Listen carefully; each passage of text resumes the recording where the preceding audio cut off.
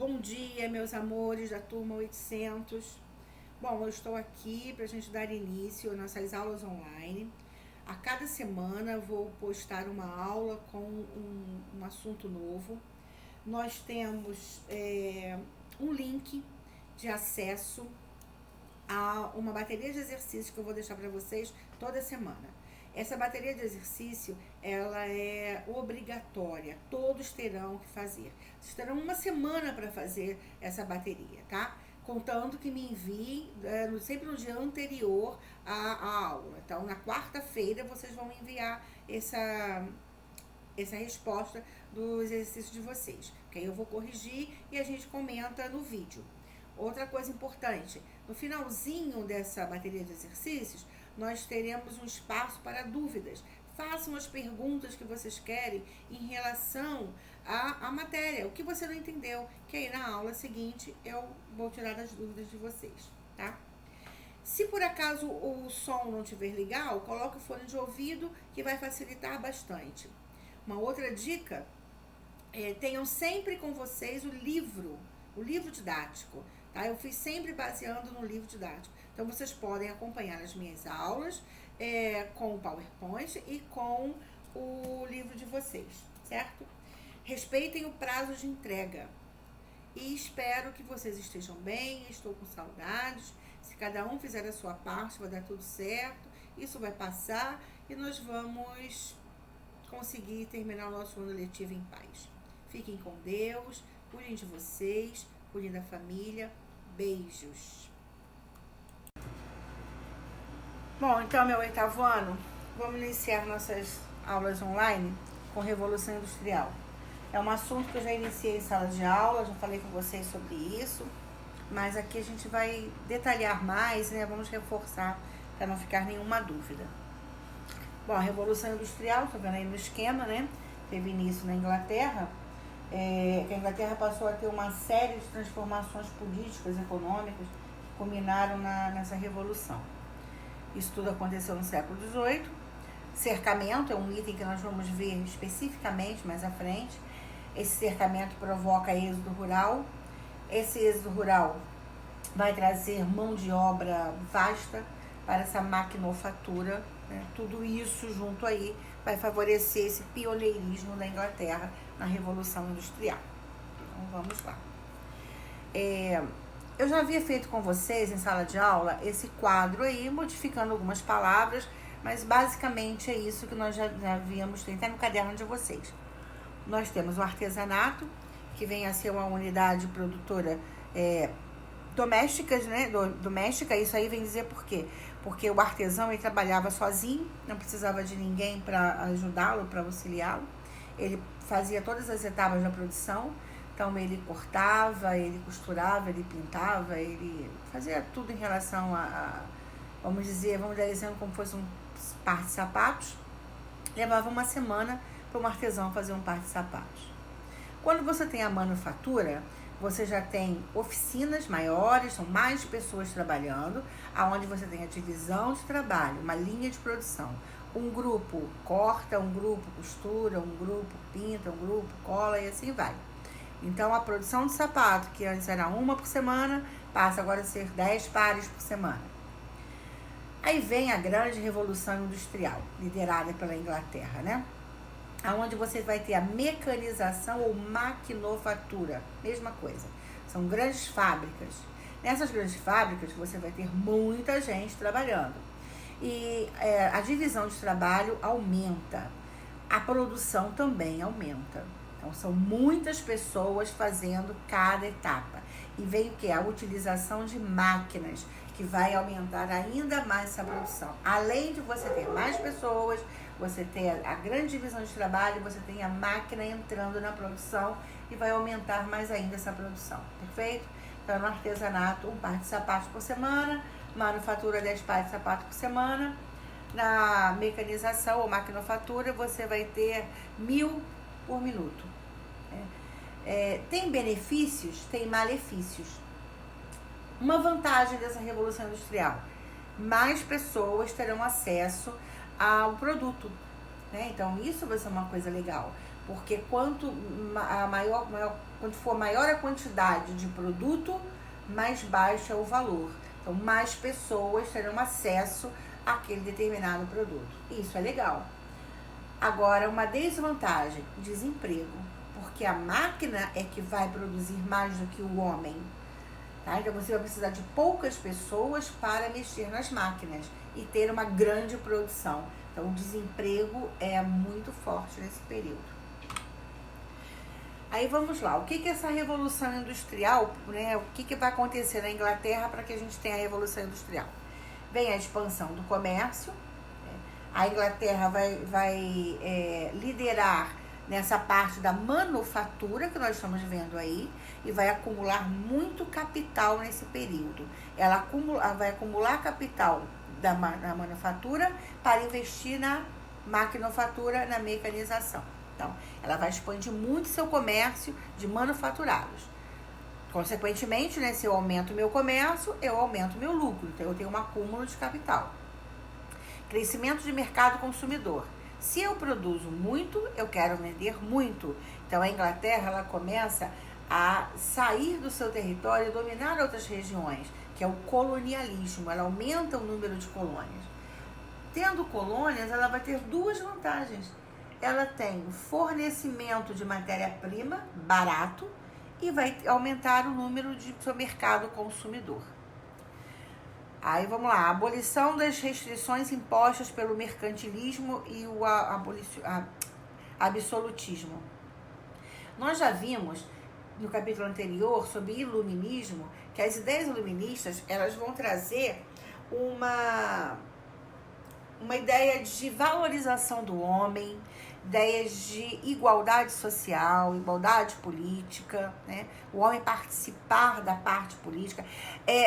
O iluminismo ele é totalmente contrário ao absolutismo. Então, aqueles monarcas que tinham o poder total, eles começam a perder o poder. E isso vai acontecer por quê? Porque as ideias liberais, que nós já vimos também, que foram tão bem descritas por Adam Smith, né? Um iluminista, economista, né, que valorizava essas ideias liberais. Então, as ideias liberais vão substituir as ideias absolutistas na economia. O que vem a ser as ideias liberais? Lembra no capítulo anterior, hein, gente? Que o mercado ele vai se controlar por si só. A natureza faz com que isso aconteça. O que vem a ser? Você tem muita oferta, o preço cai. Você tem pouca oferta, o preço sobe. Então, Adam Smith dizia que pode deixar o mercado por si só, que ele se organiza. Ele é contra a intervenção do Estado na economia. Tá? E vem também o aumento do número de invenções. O governo vai facilitar o aumento de invenções, de máquinas que vão aumentar a produção, máquinas inovadoras, produtos que o mundo venha a se interessar. Tudo isso era valorizado pelo governo nesse período, até mesmo premiado. O livro de vocês, na página 310, vem com um resumo os aspectos que favoreceram a Inglaterra para que ela seja, né, essa líder na Revolução Industrial. Então, você tem ali os aspectos políticos, vem falando do fim dessa monarquia, o crescimento do parlamentarismo. Então, o parlamentarismo ele vem valorizar o liberalismo econômico, o parlamentarismo vem valorizar uma classe chamada de burguesia. Então, esses burgueses que são interessados em que eles possam ter mais participação econômica e política e acabar com o poder monárquico.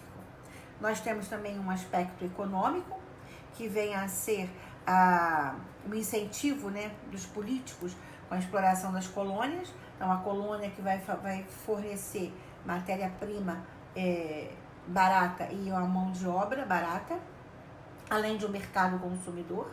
Então, isso daí também vai fazer com que venha uma facilidade para a Inglaterra na hora do acúmulo de capital. Nós temos um aspecto social, o cercamento. Eu vou explicar um pouquinho mais à frente, com mais detalhes, como funcionou esse cercamento. Mas já posso adiantar para vocês que as pessoas da área rural, né, que era a base, antes da Revolução Industrial, a base da economia inglesa era ruralista, então era agrária. As pessoas plantavam, colhiam, viviam em harmonia lá, né, na natureza, produzindo. E quando começa a Revolução Industrial, os grandes centros, o próprio governo vai facilitar com que essas pessoas venham a perder as suas terras. A gente vai ver a lei de cercamento. E essas pessoas vão deixar de ser produtores agrários para ser mão de obra nos grandes centros. E tem o aspecto natural. Uma indústria, ela precisa de matéria-prima como ferro, né, como carvão, para a produção de máquinas, para a fonte energética. E a Inglaterra era beneficiada com essas riquezas minerais. Perfeito? Então, isso daí já vai facilitar para que você entenda que a Inglaterra, ela não teve apenas um item para levá-la à Revolução Industrial. Foi a junção de várias coisas. Então, ali, os aspectos políticos, né? Que a burguesia começa a ser mais valorizada, então a Inglaterra passa a ser uma monarquia parlamentar. Então o absolutismo perde o poder e a burguesia sobe nessa liderança econômica e política. O aspecto econômico, que a burguesia inglesa ela consegue se expandir através das colônias. Então você vai ter a garantia de mão de obra, mercado consumidor e matéria-prima. E o aspecto social, né? Onde as leis vão favorecer o aumento de mão de obra farta, barata nas cidades, e o aspecto natural. Tudo isso junto é que vai levar ao pioneirismo inglês. Então vamos detalhar mais essa lei de cercamento. A matéria-prima importante para a Inglaterra na época era a matéria-prima para a indústria têxtil, que vem a ser o quê? O algodão e a lã. Para que você possa plantar algodão e criar ovelhas para a produção de lã, era necessário ter espaço. Então, seria o espaço rural. Não tinha como, nos centros urbanos, você criar ovelha e plantar algodão. Então, o governo inglês cria a lei onde as melhores terras da área rural, né, seria utilizada, né, as melhores terras seriam utilizadas para a produção dessa matéria-prima. E as pessoas que viviam lá iam para onde? Essas pessoas eram colocadas em cercamentos, ou seja, as terras que não tinham tanta qualidade assim, não eram tão férteis, elas ficariam ali naquela região. Não tinha lugar para todo mundo, as condições eram precárias, não tinha como todo mundo produzir, ficavam todos embolados, não houve uma responsabilidade política com essas pessoas, e então eles começaram a praticar o êxodo rural. Saíam desses centros rurais e iam para os centros urbanos. Pessoas que vinham para as grandes cidades, mas sem moradia, sem emprego, estão chegando ali sem nada. O que eles eram? Uma mão de obra barata. O que essas pessoas tinham? Apenas sua força de trabalho para trocar por um salário. Tá? Então era mão de obra que as indústrias dos grandes centros estavam precisando. Uma mão de obra farta e barata. Aí está ali o segundo item. A lei dos cercamentos, além de permitir o aumento da produção de lã, possibilitou uma grande disponibilidade de mão de obra, né? Então, através do êxodo rural que eu já falei. Essa mão de obra era formada pelos camponeses expulsos de suas terras e que não possuíam outra alternativa de sobrevivência, a não ser a de vender sua força de trabalho nas indústrias têxteis. Perfeito? Tá bem simples, né? Aí esse último item aqui, eu estou repetindo o que já foi dito anteriormente. Essa existência de uma abundância de carvão mineral. Ali, o último fator de relevância que nos ajuda a entender o pioneirismo da Inglaterra, o desenvolvimento da Revolução Industrial, foi a existência em abundância do carvão mineral.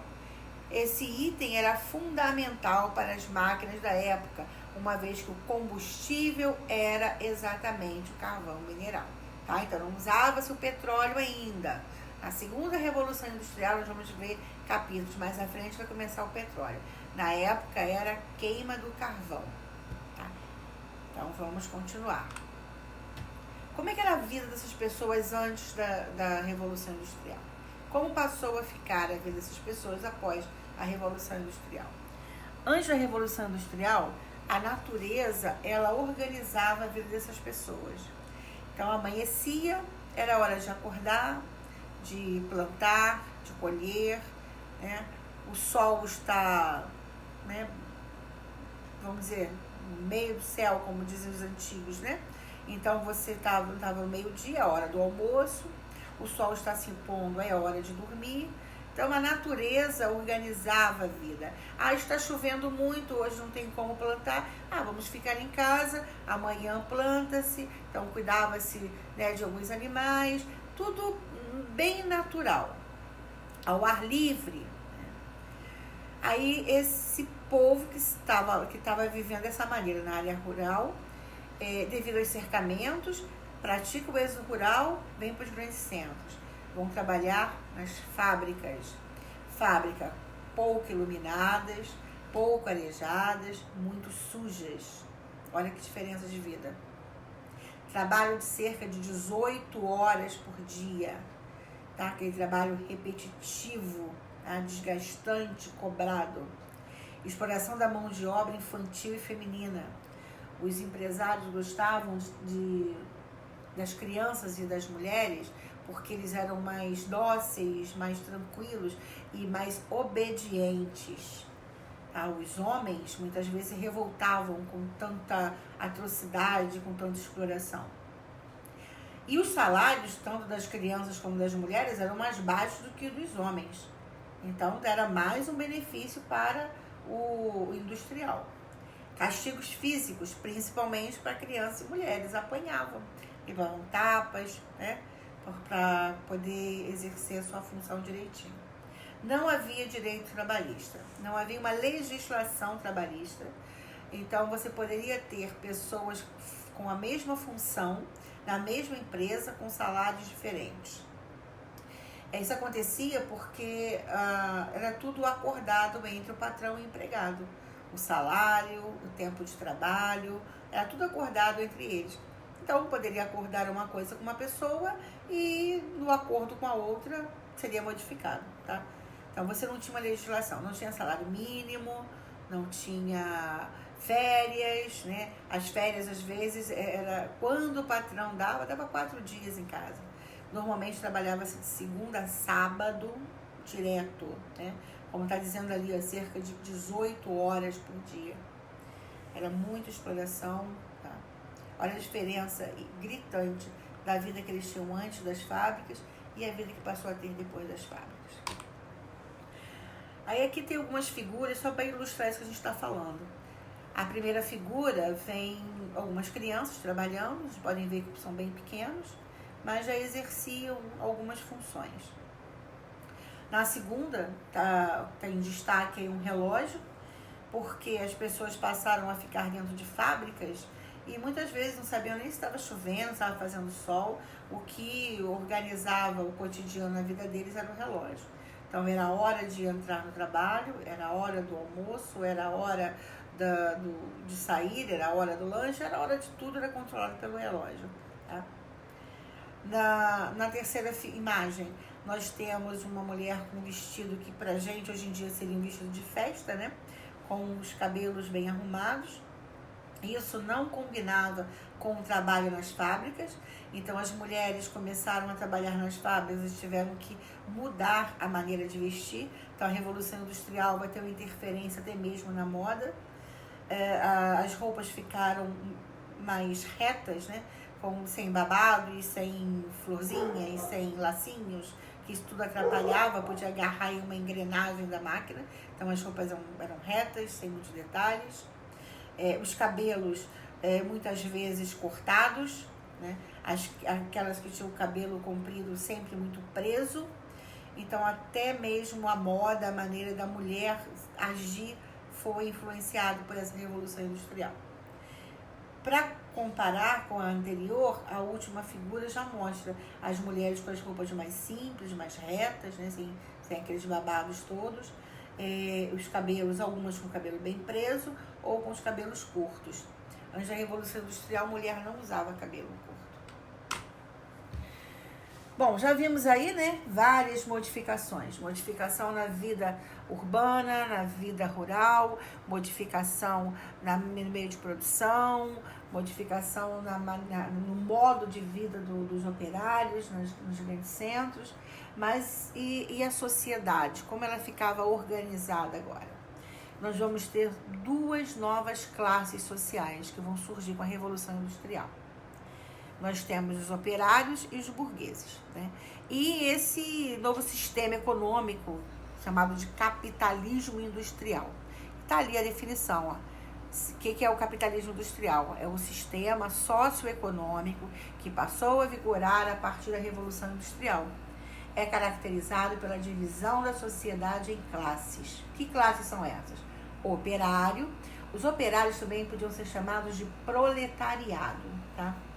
Então, operários eram trabalhadores das indústrias que vendiam sua força de trabalho em troca de um salário. Era a única coisa que eles tinham, era a força de trabalho. Mas nada. E a maneira de sobreviver era trocar essa força de trabalho por um salário. E a burguesia era o grande proprietário, né? Aquele que era o dono da fábrica, dono das máquinas, dono da matéria-prima, dono da produção e dono e redentor e organizador de todo o lucro que era obtido nessa produção. Tá? Então nós temos aí duas novas classes sociais. Muitas pessoas não se contentavam, não se acostumavam com esse processo todo de exploração. E alguns movimentos revolucionários, né, movimentos contrários a esses abusos dos burgueses, começaram a acontecer na Inglaterra. Nós vamos ter um chamado de ludismo. Tá? O que é o ludismo? O ludismo é um processo de quebrar as máquinas. O que os trabalhadores pensaram? Bom, eu estou sendo... Olha só, quem praticou o êxodo rural. Eu perdi as minhas terras onde eu vivia, na área rural, porque as máquinas precisavam de mais matéria-prima. Eu trabalho aqui porque eu tenho que controlar essas máquinas. Eu tenho vários parentes desempregados porque a máquina está substituindo a mão de obra deles. Quer dizer, então tudo era máquina. Então eu vou destruir a máquina, eu vou acabar com essa revolução industrial e a gente vai voltar como era antes. Então pensavam assim, além de uma bela vingança em relação, né, os burgueses, que teriam um bom prejuízo. Então o ludismo foi isso, foi um movimento de quebrar máquinas. Está ali a definição. O ludismo foi um movimento que ocorreu na Inglaterra durante o século XVIII, onde os ludistas quebravam as máquinas como forma de protesto frente às más condições de trabalho.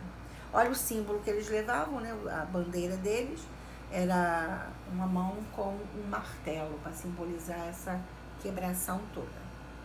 Então eles eram mal vistos, eram presos, vistos como vândalos, né, como marginais, e lógico que nem todos esses trabalhadores aderiam também a esse movimento de sair quebrando tudo, né? Essa coisa tão revoltada aí. Mas nós temos um outro movimento mais organizado, mais ordeiro, mais pacífico, que era o cartismo. Tá? Era a ideia de organizar em uma carta, chamada de Carta do Povo, todas as reivindicações dos trabalhadores. Então, ali colocaria tudo o que eles desejavam, né? Fábricas mais arejadas, melhores salários, condições de vida melhor, mais respeito, tudo que era viável para que eles pudessem viver melhor, eles colocaram nessa Carta do Povo.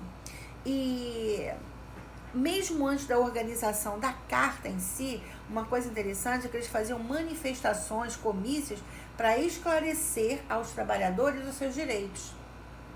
Então, esse cartismo foi um movimento que você vai ter uma quantidade maior de adeptos, porque as pessoas passaram a entender a sua condição de trabalhador, mas com direitos, né, com deveres e com direitos, e reivindicar esses direitos. Eles perceberam que os direitos estavam sendo sanados, né, então não estavam respeitando os seus direitos. Eles começaram a exigir esses direitos.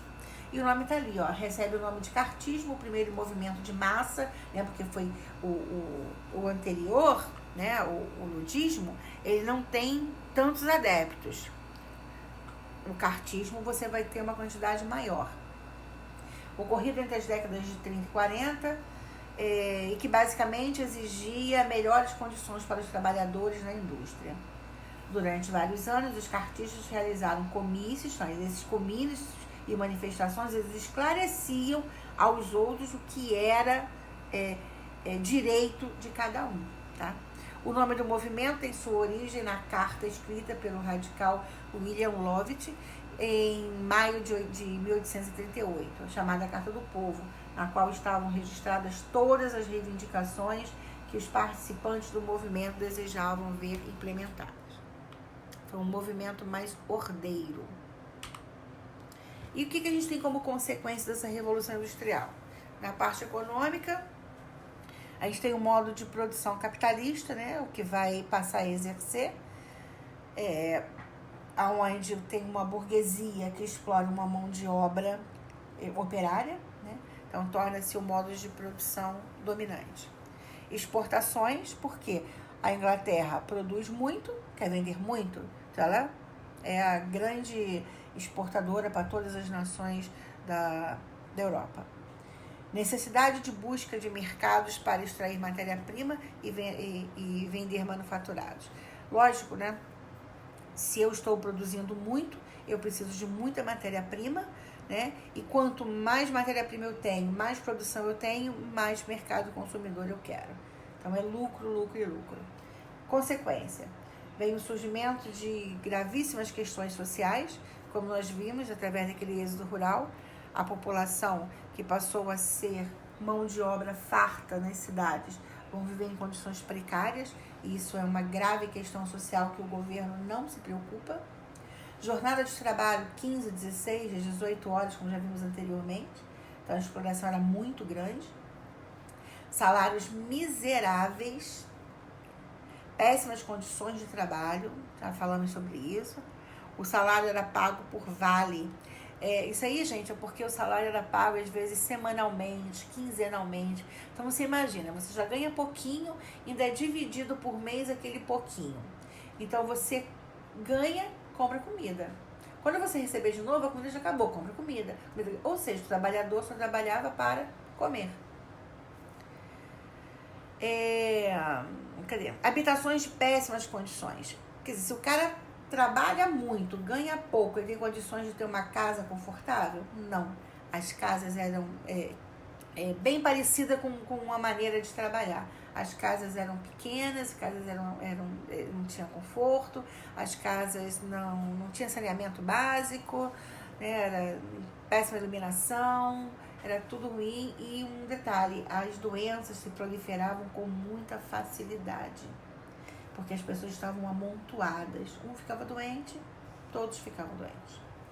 Exploração do trabalho infantil e feminino. Já expliquei como isso funcionava, né? Que era benéfico, era favorável para o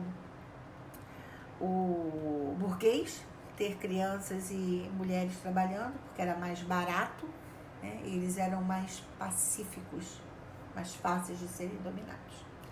Bom, eu espero que tenha ficado claro para vocês a Revolução Industrial.